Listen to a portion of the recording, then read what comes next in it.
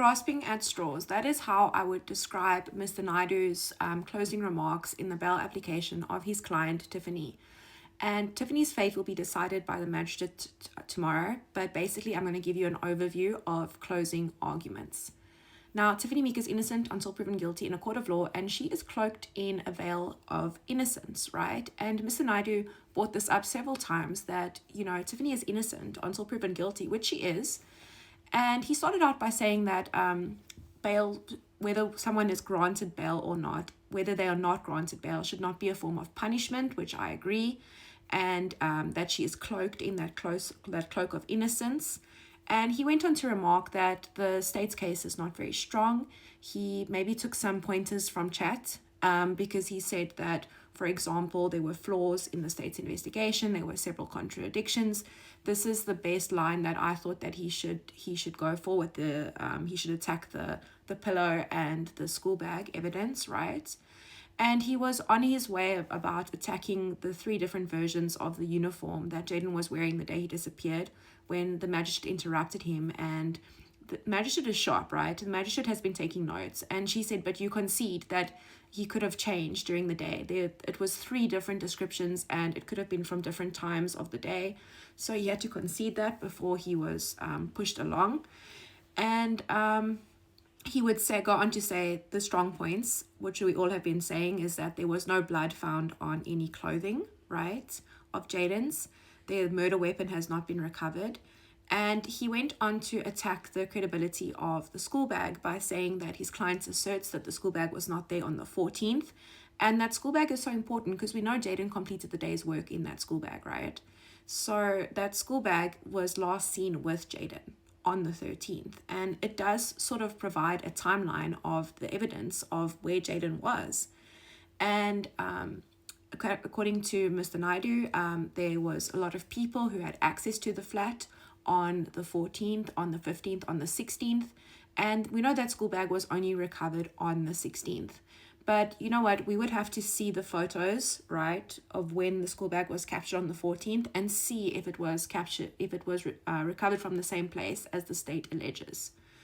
Then he went on to say that no eyewitnesses saw him in the company of the applicant on the day of question, although we do know that Jayden was returning home from school. And where do children go first when they normally return home from school, right, is to their house.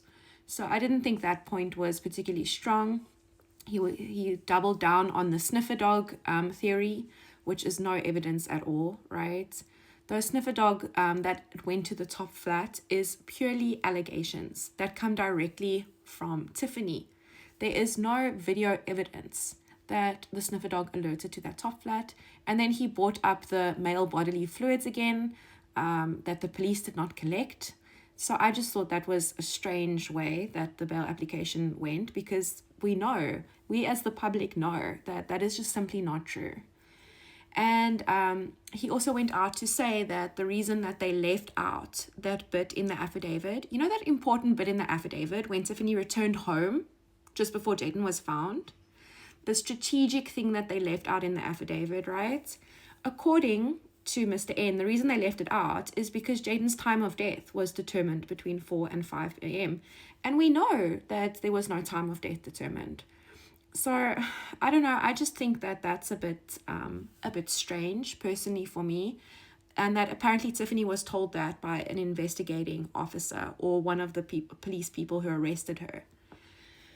Now, there was brief mention made about the night shift guard and the time that Tiffany arrives. We know that by the night shift guard's account, she arrived at 4 a.m. and she left at 5:30 a.m. And we know from her own account that she arrived at 5:22 a.m. and left at 5:47 a.m., which I do think places her there at the crime scene just before Jayden was found, right? And then Mr. Naidu said that between 5:30 and 6:25, the body was not seen, right? Despite many people going to and from work. We know that the first report comes in at around 6:15. I felt that was a little bit of a stretch, and him noting that the body was found just after his client left. If she left according to her own accounts, at 5:47, then that puts her at the scene of the crime just before Jayden was discovered. And then we went on to, there is a lot of outstanding things in the investigation. For example, there are still 5 witness statements that need to be taken by Mr. Deku. Why hasn't Mr. Deku done that? Maybe because you've been keeping him too busy, Mr. N, on the stand the whole week, right? And that the matter was not trial ready. We know we have those UV reports that are outstanding, the DNA results, the bloody sheet. And also that Tiffany would not interfere with any state's witnesses, and she didn't know who the state's witnesses were, despite the ones that have been revealed through court today. And other things is that he went on to say how the accused would have surrendered herself to the police at her free will, and that she is not a flight risk. She doesn't have a passport. She knew she was a suspect on the 30th of May. She could have started making plans to leave the country, but she didn't. And that she's working, right? She's basically the breadwinner.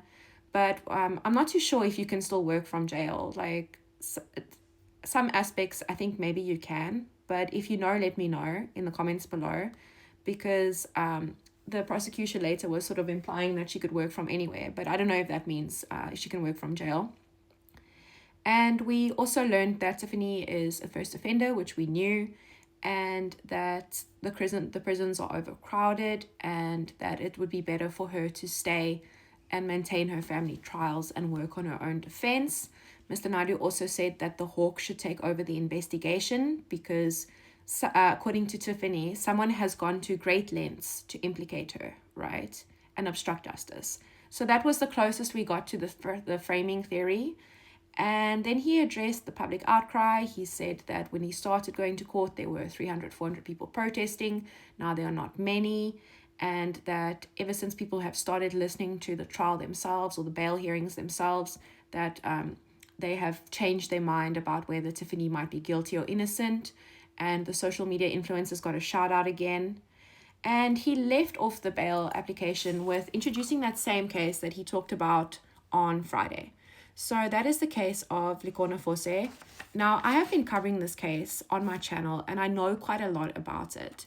So, trigger warning, Lekona Fosse was found mutilated. She had her private parts missing, as well as, I think, a bit of her knee. She was basically disfigured, right? And it was suspected that it was a muti killing. And another thing about Lekona is she was openly lesbian in her community, and her community supported her for it. So there are maybe implications that this might be some sort of hate crime. Now, the suspect in that case, Mr. Duduzi, right, I watched the trial, I watched the proceedings in that, and the only thing that really links him to Lekona that day is that he, one eyewitness, but he has an alibi in the form of his girlfriend. And according to the defense, the investigating officer in that case wanted his girlfriend and even asked the girlfriend out on a date.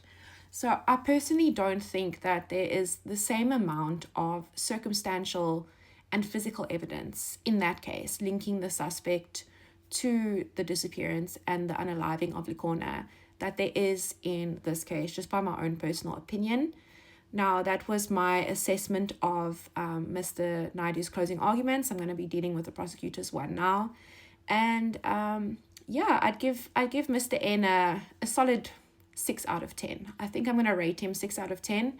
It felt a lot like he was grasping for straws, and I think that maybe he could have discredited some of the evidence a little bit more.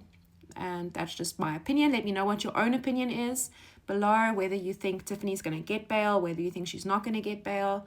And let's keep it respectful, guys. This is an issue that is affecting all South Africans, because at the end of the day, we are all angry that Jayden was brutally killed by someone. That is what has made us so angry, and we want justice for Jayden. So keep it respectful below. We can differ in opinion without attacking each other.